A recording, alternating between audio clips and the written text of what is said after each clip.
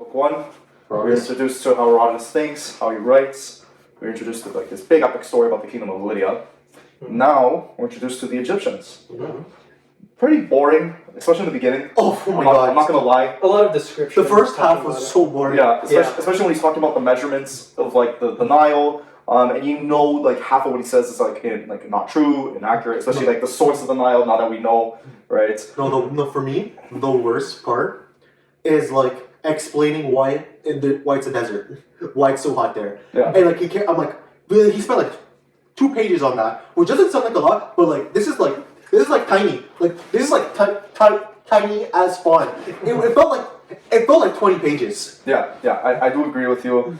Felt very boring. I was like, when are we gonna get to the more interesting stuff? But yeah, it started off like actually like pretty interesting. Like it started going like a few tidbits. yeah.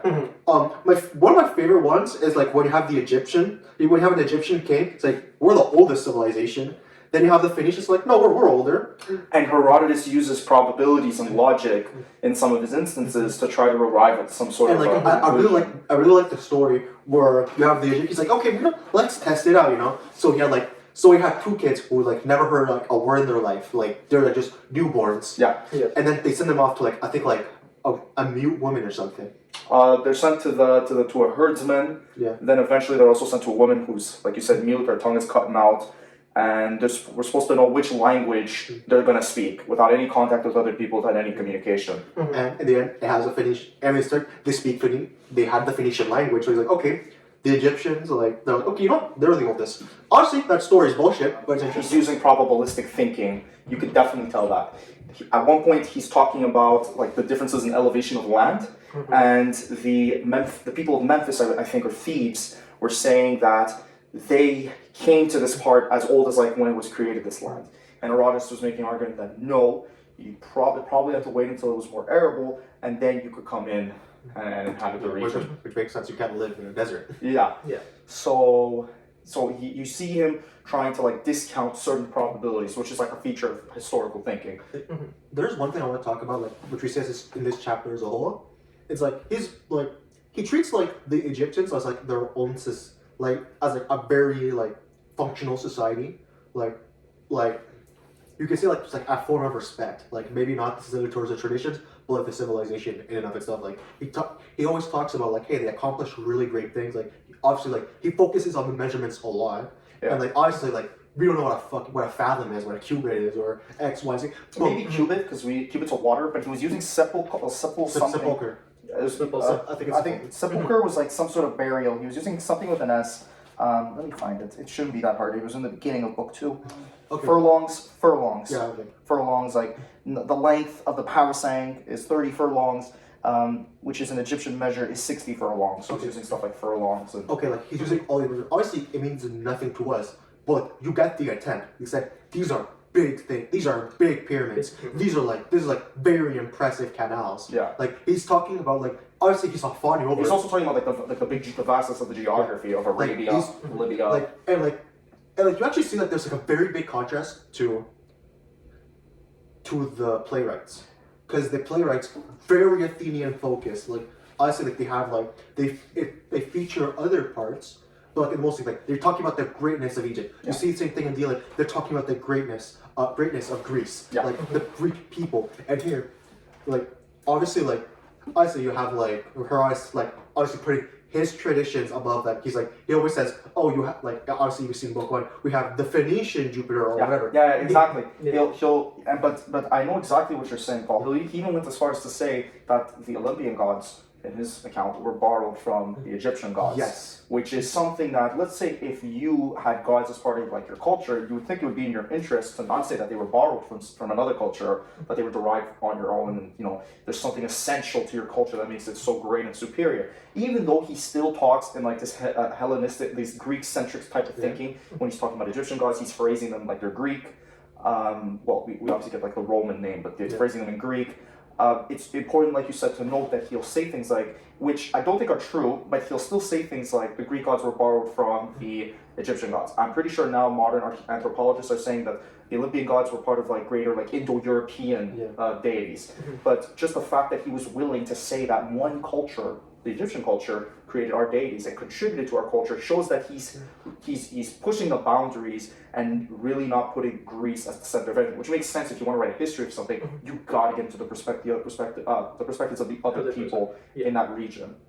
And he does that well. He's very good at like separating himself from his own culture and looking at Egyptians as their own. Like he makes judgments, but he'll say, "I'm making the judgments. I think these two are correct, but this is incorrect." But there is some faultiness in his thinking still, right? I believe like he was telling three different anecdotes on how something was created, and he said that the third one, which involved Heracles getting captured, was like the most plausible.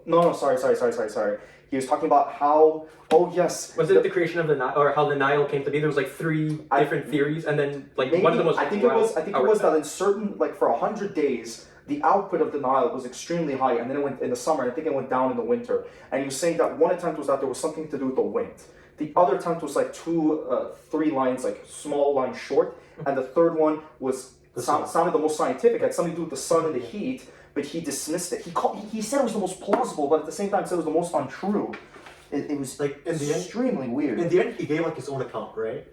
The third explanation. I go right on the page. Some of the Greeks, however, wishing to get a reputation for cleverness, have offered explanations of the phenomena of the river, which they have accounted for in three different ways. Two of these I do not think it worthwhile to speak of, further than simply to mention what they are. One pretends that the Etesian winds caused the rise of the Nile River by preventing the Nile water from running off into the sea. But in the first place, it has often happened when the Etesian winds did not blow, that the Nile has risen accordingly to its usual wont. So he's basically saying one explanation is that the wind is causing the Nile to rise at a certain level. And he's saying no, because there's been times where the wind wasn't blowing and it still did that. So clearly the wind isn't causing it, he says. And further, if the Etesian winds produce the effect, the other rivers which flow in a direction opposite to those winds ought to present the same phenomena as the Nile. The second opinion is even more unscientific. That just to hear the word unscientific, like in this time is amazing. That the one just mentioned, and also if I may say more marvelous, it is that the Nile acts so strangely because it flows from the ocean. Oh yes, because they don't know the source of the Nile. They think it comes from an ocean, and that the ocean flows around the earth.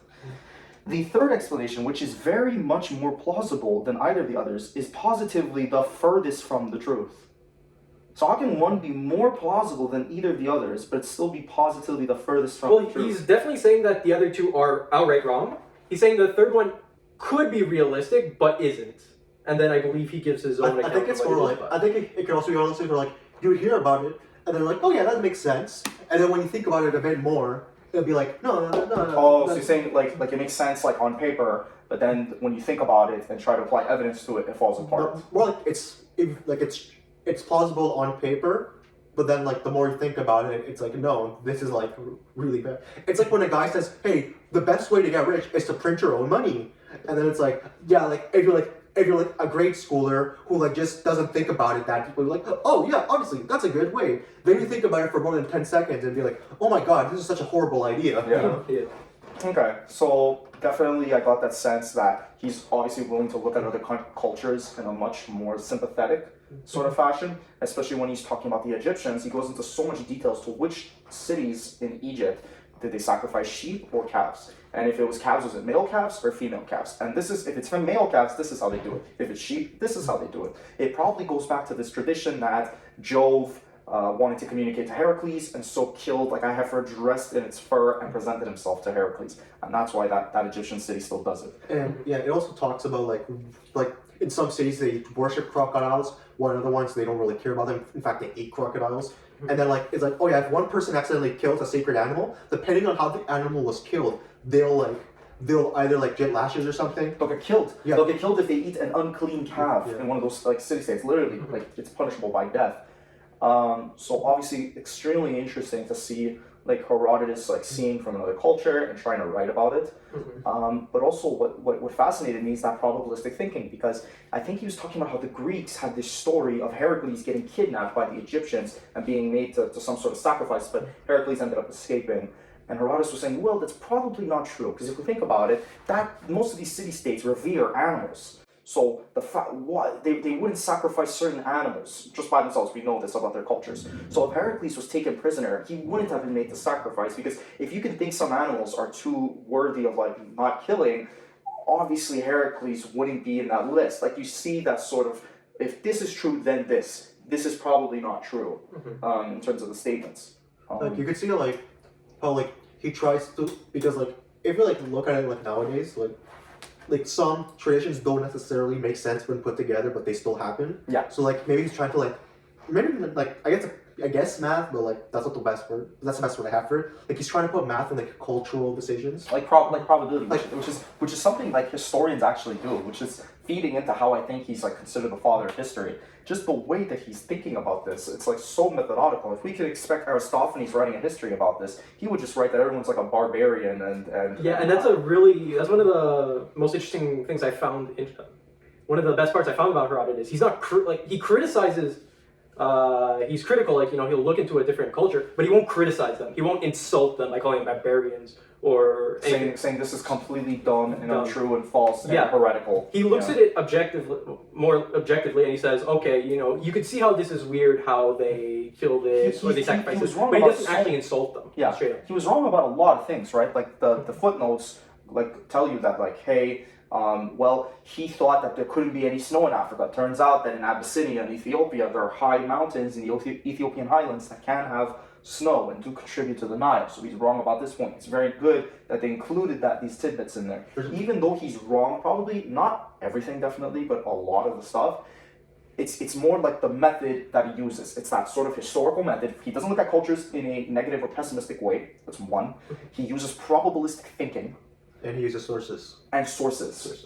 The one thing is like he doesn't like particularly analyze the sources that much. Like he just presents the sources that he gathered. Like it's like he presents the sources, like he like picks the one he finds like the most like likely or trustworthy or maybe interesting. But at the same time, and yes, and even in the first book, right after that whole Cyrus the Great mythological story, he doesn't say it's the most likely to be true. He always says it's the one that was most noteworthy. So I think he's very much understanding. Like I think he has a good understanding of like what could be far fetched and what isn't. Then again, he also did make an argument that Heracles most likely existed, because I forgot the evidence that he presented, but he presented some sort of evidence that Heracles existed. But you definitely see traces of this way of thinking that we see is becoming more and more that resembles pretty scientific. But obviously he gets a lot of things wrong, and obviously it's far from perfection. The most interesting one is the one that he talks about Helen and Menelaus, right? Yeah. And like because like when I read that, I'm like, wait, do they think the Iliad, like not the poem, but like the story, do they think it actually like happened? Like, do they think that these people are historical people? Like I started thinking about that because he went way in depth on Helen. And like not in the way that you would go in depth of like a fictional character or like a hero, like treat him as like a real person, like as a real person. And then like you see he starts talking about Helen probably wasn't in Troy because one, they would probably just give her up because one, like they keep saying Alexander, but for it's Paris obviously. They're like it's not like anyone particularly liked Paris. Like Priam kept losing sons every battle, and it's not like Paris was the heir. Hector was. Hector was the heir. So they're like, why wouldn't they just give Helen? So then you see like the probabilistic thinking is like they and like he also goes to the story where remember when Euripides with the Helen play? Yeah. Like he talks about Protelaus, the Egyptian king, I think. And he says in that story obviously like he was Helen's captor. But in this one, they're trying to say like he was more like Helen's guardian or something like that. Yeah. And then he's like, like he just took Helen, so because he didn't want her to go with Paris, and then he said like they probably said they don't. The Trojans probably said they don't have Helen. The Greeks just didn't believe them and they kept attacking. So like that tells me they kind of believe the Iliad like is pseudo historical. Like I'm trying to think of like ways like comparisons we have, but like. It's like the line between what mythology is and what history is. Yeah, it was like an epic age. There might have been like a battle. Definitely, like we know Troy existed because they excavated it, but most people would think that like these stories are myths. But then, because like there's no like fossil or documentation that these people actually but existed. except surprisingly, apparently apparently like in where Argos was supposed to be, they found the mask, and now they just Of call Agamemnon. yeah, they call it the mask of Agamemnon. So like that just tells me, wait, was he real? Like, Or maybe it's like the Gospels, and they just like gave a name but like, to this object without it being actually. but like this is like very interesting because like they're living in such an ancient time. Because like obviously like the Trojan War was still hundreds of years before these people. Like it was expected that the Odyssey, the Iliad and the Odyssey, we think, like archaeologists think, it was written probably between 900 to 700 BC, which is like, it's at least conservatively estimation, it's like 300 years before Herodotus. That's still pretty far. And like that just tells me because like obviously if that story was made, that would probably mean that like it was orally like passed down And probably and like it was over-exaggerated. Embellished, It was, yeah, like, to make honestly, it an epic story. I say it was passed down, embellished, but like that means there's like a kernel of truth in there. Troy existed. Yeah. Like these places existed. Like all these places that are named existed. Yeah.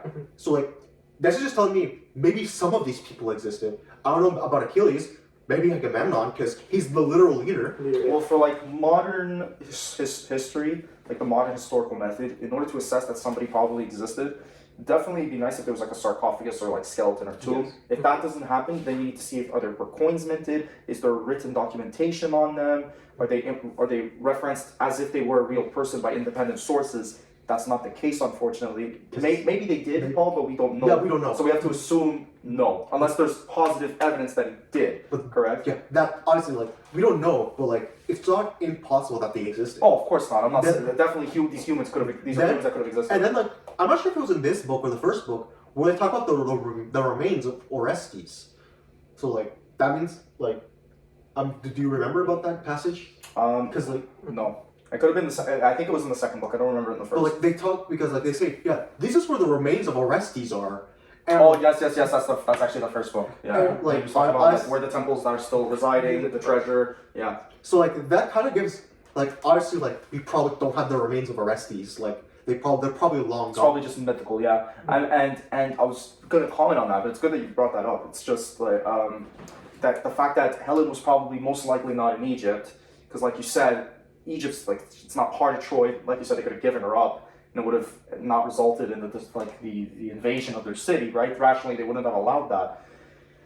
Just like kind of discounting then Euripides' play as well, if we were to use that line of reasoning.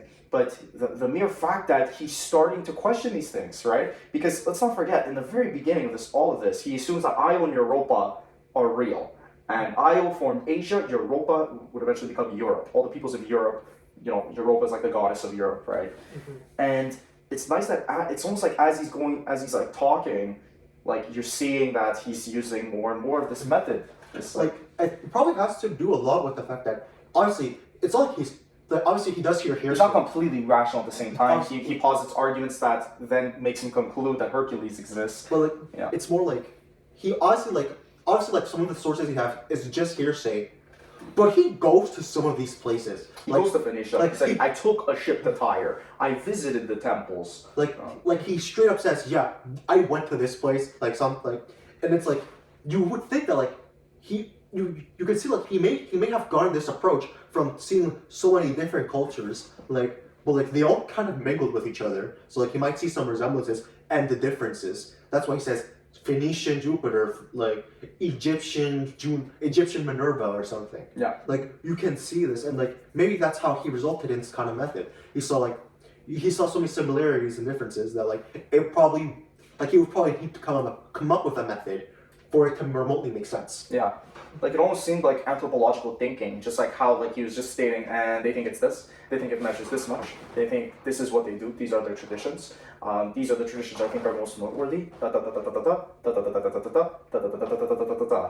and yeah, it just I could like already within the second book I already see like why he's considered the father of history, and how he also like talks about the different castes of systems, right? Like he talks about like the swineherds in one of the Egyptian cities and how they were routinely discriminated against because the pig is seen as something that's very dirty. Yep, and then every time you touch it, you gotta go straight away and wash your hands. You gotta go straight away with your clothes, right? Yeah, fully clothed. Fully clothed to purify yourself. And if you're part of that class, you can't go into all the temples.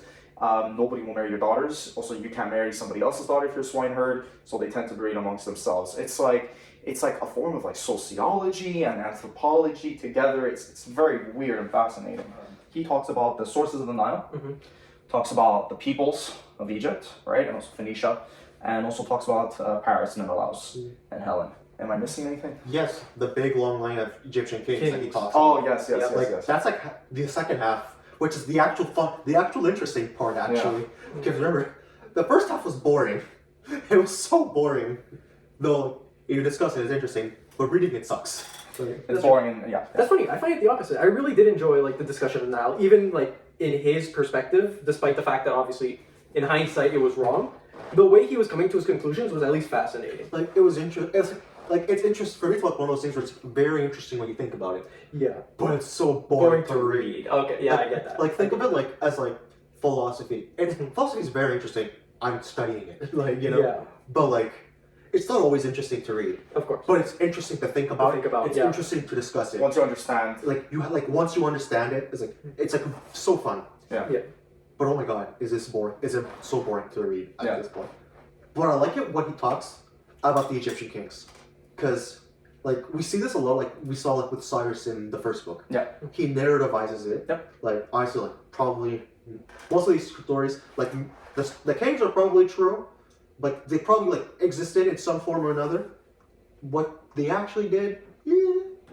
But he narrativizes it. He probably thinks is like around the case, and like he talks about like this was like a righteous thing he did. This king like did this, like. And there's one thing I actually do want to contrast with the first book. The Egyptian rulers ruled much longer than the rulers from the first book. Oh, yes.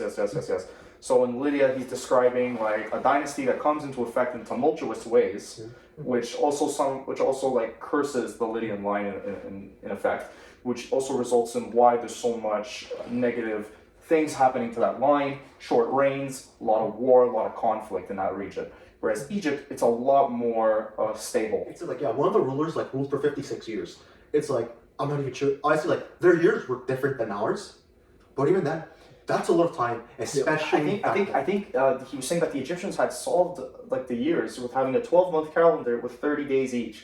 That's still like the fact that even back then they had a more or less accurate depiction of a calendar year is still pretty impressive. They got the months right, and obviously it's not 30 days every month, but around 30 days is almost like according to what we have. So that's incredible. Maybe they had a lunar calendar as well, because I do an ancient philosophy course in China, and like they also it was actually thought like, oh yeah, the Chinese also had a lunar calendar, so like they had like that problem. So like maybe they also had that problem as well since.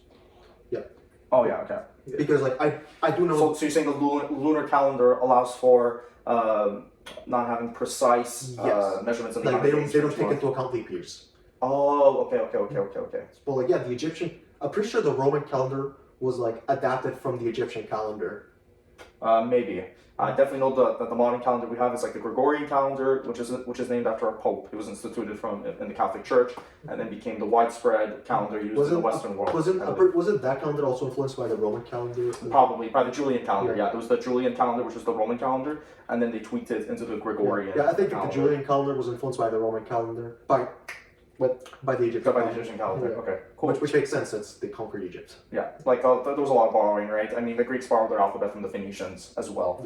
Yeah, the Egyptian kings like lasted much longer, even though like the years changed and stuff, and even like when there was tumult, like some problems, like a civil war. Like there would be like a civil war, but like, even when they were conquered, like the Egyptian king would like just like leave for a bit and wait for the Ethiopians to leave, then come back.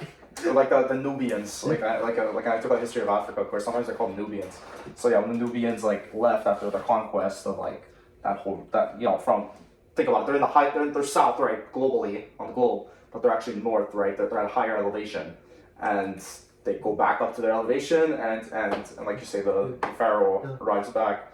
And even like the shortest king I've seen in the second book was like 26 years. And that's because like Herodotus doesn't have like a bad origin of the dynasty as well, right? So that also I think influences how he describes the dynasty from then source. Because like you said, it's describing a narrative. It's much more poetic if, let's say you hear, it's much more poetic if you hear a story of a terrible origin of a family to then describe that family slowly devolving, deteriorating until the Croesus, who was great, but because of his family circumstances, it just Doesn't work out. destroyed everything. Yeah, for him. Yeah.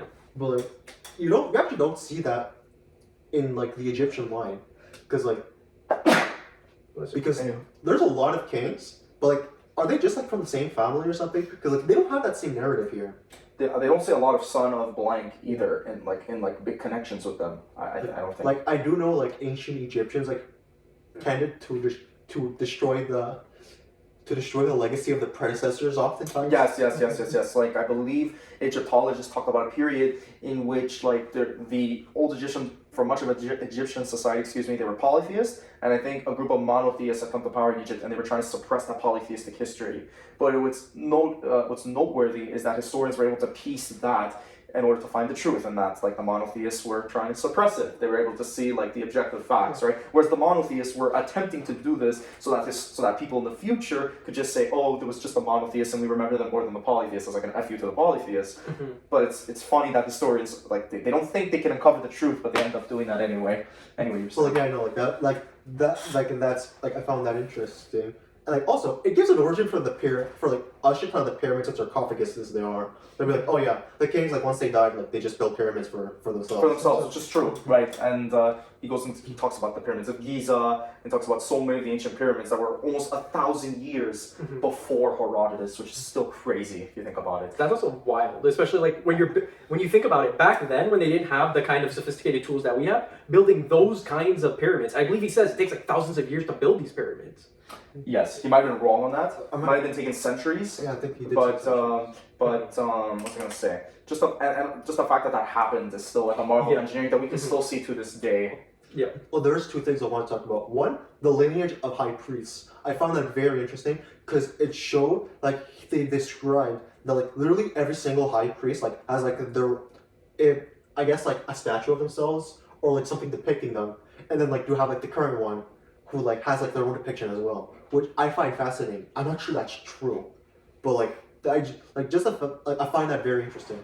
And the second thing, because like you know how like in a lot of like ancient Greeks like said like, oh, I'm like a descendant of like this like mythical person, you know, like like for example the Spartans, their two kings are descendants supposedly of Hercules, you know. Yeah.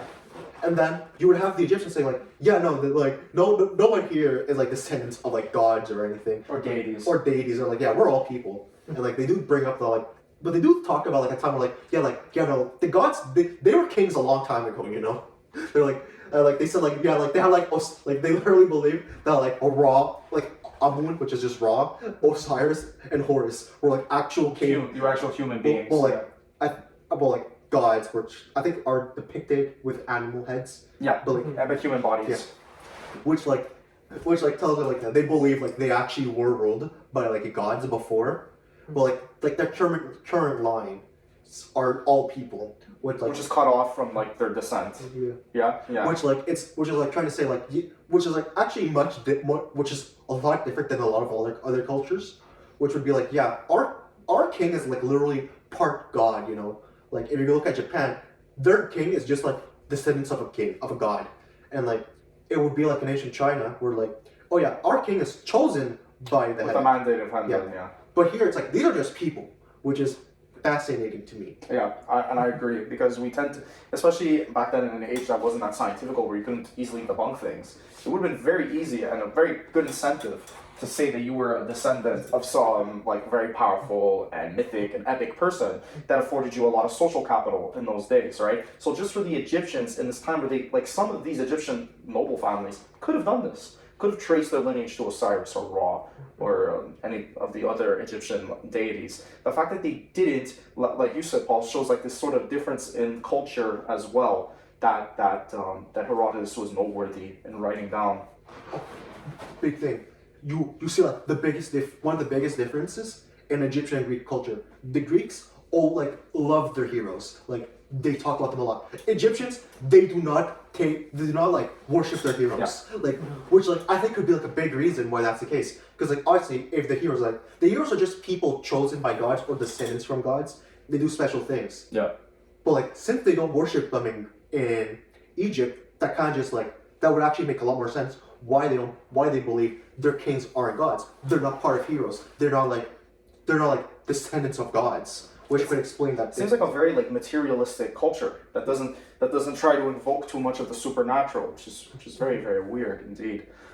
But I think reading Herodotus is just reading an essay on cultural relativism more than anything else, because you get to compare these cultures, and just seeing the differences could also help you, who's brought up in a certain way, to sort of see your cultural norms as not self-evident truths, but something that we've come about and therefore we can change. So it's also not just work of history, but a work of philosophy. It's very important after when Herodotus wrote this, because now you can see, by seeing how all these cultures compare to one another, you can therefore see that you can therefore get out of the bubble that your society has self-evident truths, right? You're supposed to descend from gods. Everyone descends from gods. That's so natural.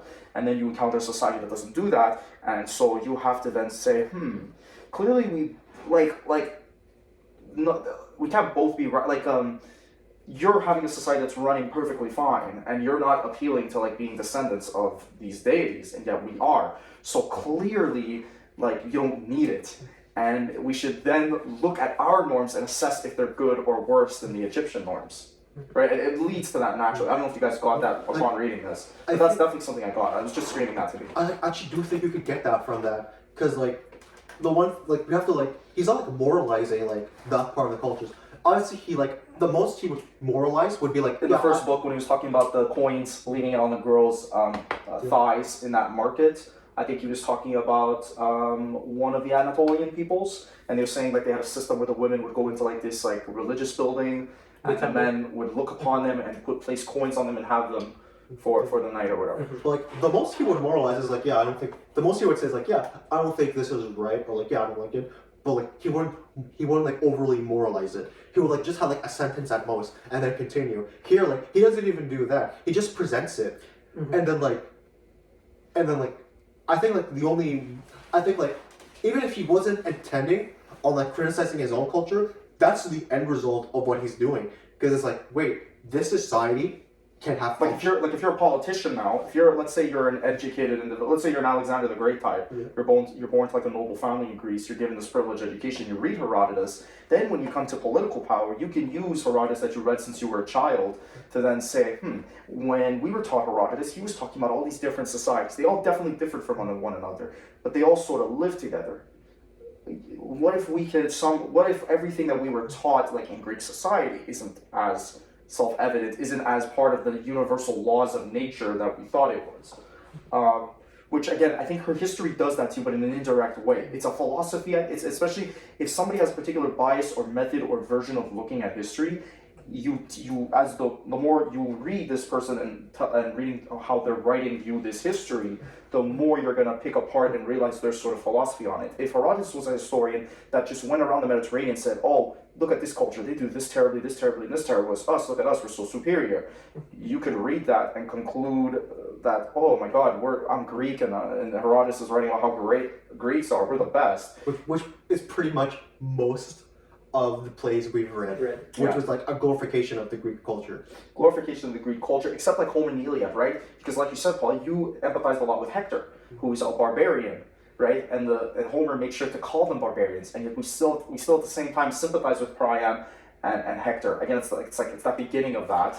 Well, you did it. You hated Hector. Oh, I hated Hector, yeah. But I definitely sympathize with Priam, even though he's supposed to be called a barbarian, and that's why I thought the whole time it was an anti-war poem, because it made you sympathize with your enemy, right? So Herodotus is taking that to a scientific degree, and it's noteworthy that just because when we think of history, we just think of dates and events, but it's obviously how you tell the events that matters as well. At the end of the day, history, it's just whoever wrote something down about the past events, whoever was literate at the time, you could read and write, who wrote down what they could from what accounts they had. Well, history is just the history the story of us, basically. Right, but it's not like there was like a universal camcorder that recorded everything and we could see everything objectively, right? It came from people, and that's why it's like it's not as established as we might think it is. The closest thing is like you have 5 different authors writing the same story completely differently, and then like, trying to figure out the actual story. Yeah, with that. Exactly. So. Yeah, so definitely I'm getting the sense that Herodotus is out there for the truth. Clearly that passion is coming through because he's not showing that cultural relativist like bias.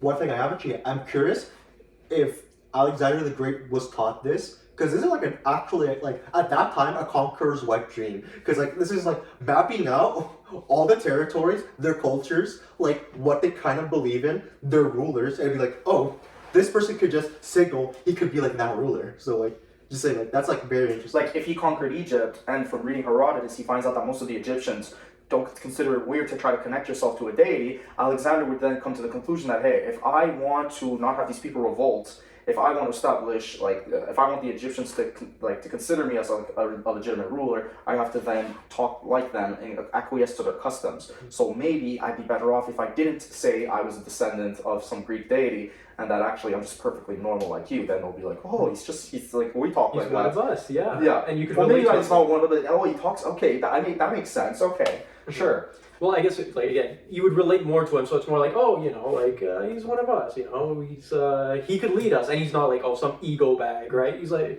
down to earth person. Yeah. But like you can see how like someone could act like if Alexander the Great was taught this, because like even if it's not completely accurate, it's like fine because it gives you the general sense of the society, like which is like for a conqueror really important. Yeah. Like you can see how he would like, go about with each of these people, how he would approach it, which is extremely interesting because like you can see this is already like very interesting for us, and we're like 2,000 years old after this was written. Interesting because of what he gets wrong as much as what he gets right, and we're also interested in his methodology. Yeah. Is there like any specific king if someone wants to talk about? Because like in the half of the time it's like this king did this and that, and he died. Then his successor came. I don't remember many of the kings. Wasn't there like Pistakis? It was like one of the last ones. Semiticus, yes, that's the one. That's the only one that comes to mind. But the other one, like I never heard of any of these kings, which I find fascinating. I thought there would be like one or two. That, it's like Tutankhamun was Tutankhamun after this? No. No, it's before. It was before. Yeah. Well, like to be fair, he was like the most irrelevant of the. He was irrelevant. He was just known for his like incredible tomb. Like the one here's the only reason we remember him was because the British didn't attack his tomb, didn't plunder his tomb because they thought it was worthless. Wasn't he also the youngest ruler? He might have been. He died at like 19. 19. Also, do note, all of these kings were severely inbred. That's why Tutankhamun died at 19. He was severely inbred. Yeah.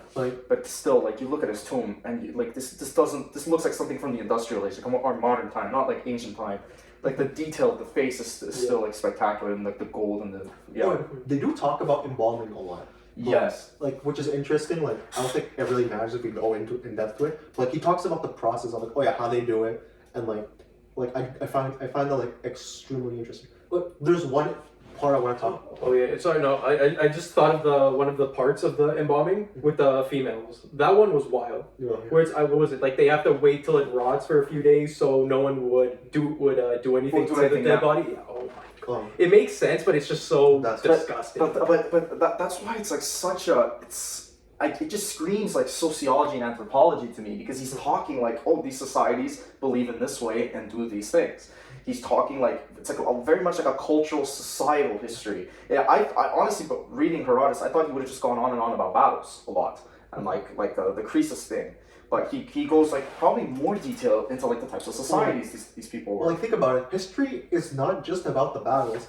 It's what happens between the battles, or why there's revolts, why someone's in power.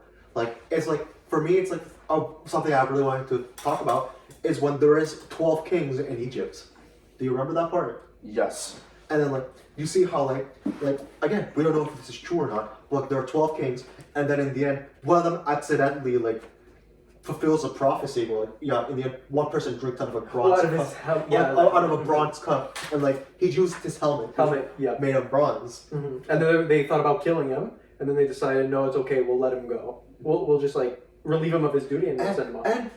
And then they use that to like show why there's Greeks in Egypt, which I'm not sure if they're Greeks, but I know there's like Ionians, Aetolians.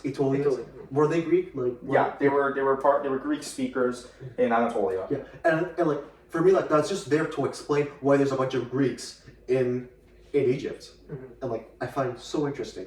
Also, I forgot to bring this up. Amasis is also brought up a lot, like in the latter part, especially towards the end. And like Herodotus also goes into like his deeds, right? It says that's during his reign that he was the most prosperous time that Egypt ever saw. The river was more liberal to the land, and the land brought forth more abundantly for the service of man than had ever been known before. While the number of inhabited cities was not less than 20,000, it was this king Amasis who established the law that every Egyptian should appear once a year before the governor of his canton and show his means of living, or failing to do so, and to prove that he got an honest livelihood, should put him to death. Like a very first like census, like this guy, like talking about like census almost. Solon the Athenian borrowed this law from the Egyptians. He attributes so much to the Egyptians. It's insane. But there's also something I find interesting about Amasis.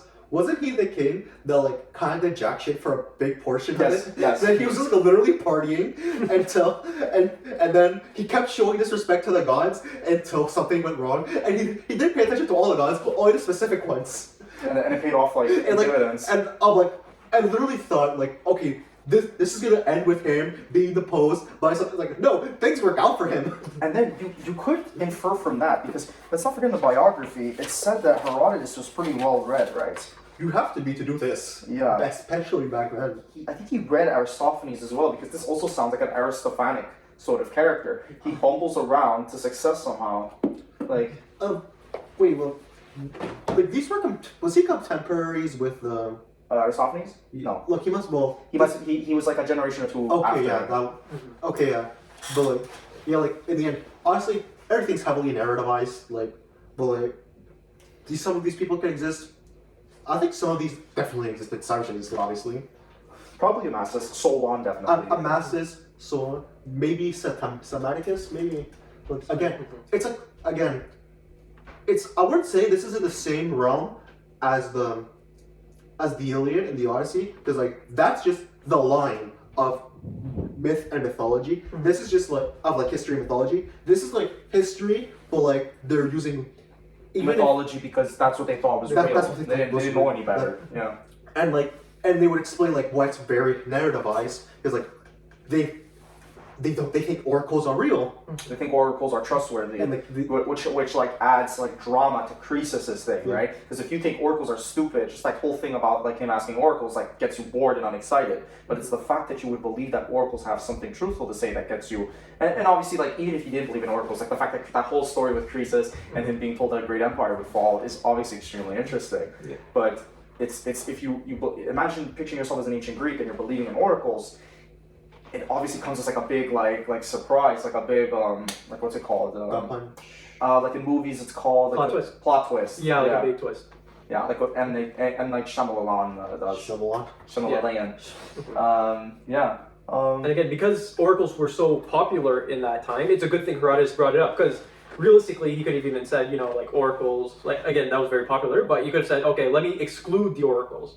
But then the people reading it at that time would have probably been skeptical, saying, where's the oracle, right? Like, this is a big thing. And then he probably believed in the oracles as well, because, like, he never, because in the end, the oracles who are actually oracles are always right, Yeah. And that whole part of book 1 where Croesus is trying to find the right oracle by going to the beach and trying to see if they predicted that he'd go to the beach, and the ones at Delphi predicted that, helps us to establish that, the oracles know what they're talking about, and that's what adds extra drama when his empire falls and they tell them, he should have been more specific. But it was like last week when we were going into how people are biased with information. Oh, by the way, if you guys saw the word corn in there, you must have been like, what? That's a New World plant. How the hell did it get to I just assumed it was wheat. It's wheat, exactly. So back in this old English, because this was translated 200 years ago into English, they thought maize was corn. And like instead of corn, they were using the word maize to mean like what we think of as corn, and corn was instead used for wheat or barley.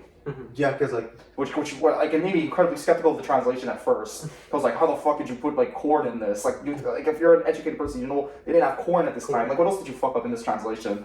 And it turns out it was just like a linguistic thing that changed over time. So yeah. well, I do find something interesting where every time, like half the time where Herodotus like was implying Osiris, he just says, "Oh, so we're not going to be naming them." But then like a few pages later, He actually names them. he would just say Osiris. Yeah. But like I always find it funny. He's like, "Oh, I'm not going to name this person." Footnotes Osiris. I did find that funny.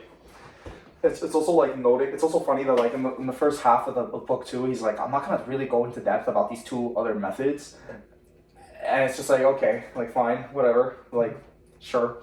But then like he goes into a little depth on some of them, and then like the second one he just glosses over, and the third one he gives more credence. It's like yeah, obviously this is like he is starting this academic discipline, so clearly there's no clear cut standards yet.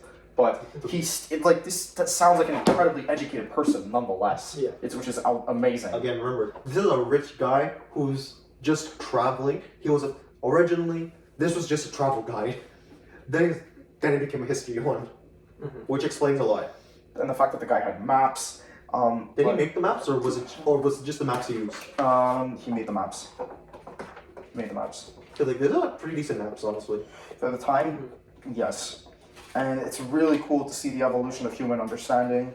Of course, he thinks the Nile just goes down like this. Obviously, we know it keeps going down to like one goes to Ethiopia, another one to Uganda. He gets Europe pretty well mapped, honestly. Well, like the Caucasus. at least the part he can see. Greece looks extraordinary, which makes sense, as the Greeks would heavily know their peninsulas and map their peninsulas. But then you go to, let's say, Arabia, I think. you go to, let's say, Africa is like not well mapped. Africa's not well mapped. The desert, it's just desert. They must have known there was something after that, they just didn't care for it. Yeah, you're probably right about that, Paul. Just one more thing that I'll add. Again, I know we've already talked about this a lot, but the way that Herodotus writes in terms of being, keeping Egypt as one, analyzing them as their own and not comparing it to Greek, I think I find it more enjoyable. Because if we compare it and say, what the Egyptians are doing are good, but it doesn't compare to the Greeks, then it just sort of like takes away from the Greeks, because then it's like, oh, we're so good, oh, we're so great, and then you and also introduces like hard bias and like how exactly accuracy reporting. And that's the thing. Then we wouldn't be able to really look at it properly without saying, what he's saying true, or is he just trying to inflate the egos of the Greeks? Yeah. And it's nice how he does it. I think like a reason why like he approached it that way is that he traveled, so he actually got to see these societies and these cultures, and like maybe he liked them or not, but like you can actually at least see like he had respect for the cultures. Yeah. Like you don't write this without having respect for Egypt, you don't write the first book without having respect for Persia. Which makes sense if you're a traveler, right? If you're willing to travel, that means that means you're willing to see cultures different from your own, and therefore you're not willing to get offended. It's kind of like how the people who tend to be racist or nationalistic don't tend to leave their countries in the first place. They don't tend to leave their state, Their state, really, yeah. Whereas, like, whether it's traveling and being exposed to different cultures makes you less racist, or just people who are less racist or are more likely to travel, like we don't really know. But clearly, like, either whether it was his personality or just from his travels, we got the sense that this man is not like as a moral superior person. Instead, I'm getting extreme passion because the guy's attention to detail is like off the charts, and this guy will talk about the distances between everything, the names of everything in incredible detail. Even if you can't always make sense of it and understand it, the fact that he's numbering it, like he's just writing it to like do. Like that's passion right there. Like you could clearly see this man loves traveling. Like you don't write this without having love for travel. History is just something of a bonus. Like he happened to get out of it, but like there's no way you write this without loving travel, without going to new places you've never seen before. Yeah, hence the non-judgmental language. Yeah.